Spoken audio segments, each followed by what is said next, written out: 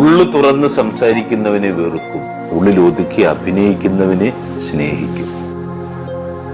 കുത്തേറ്റതൊക്കെ പുറകിൽ നിന്നാണെങ്കിൽ നമ്മൾ ഒരിക്കലും തിരിഞ്ഞൊന്നും നോക്കരുത്. കുത്ത് കിട്ടിയതിനേക്കാൾ വേദന കുത്തിയതാരാണെന്നറിയുമ്പോഴാണ്.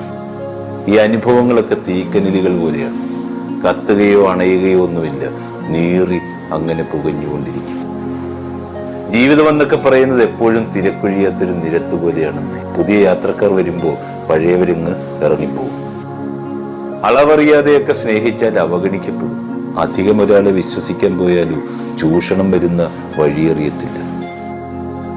അറുതിയില്ലാതെ സഹായിച്ചാലും മുതലെടുക്കുന്നത് തന്നെ മിച്ചം. പിരിഞ്ഞു പോയവരോടും ഒറ്റപ്പെടുത്തി അകന്നു പോയവരോടും പരിഭവമോ പരാതിയോ ഒന്നും വേണ്ടെന്നേ.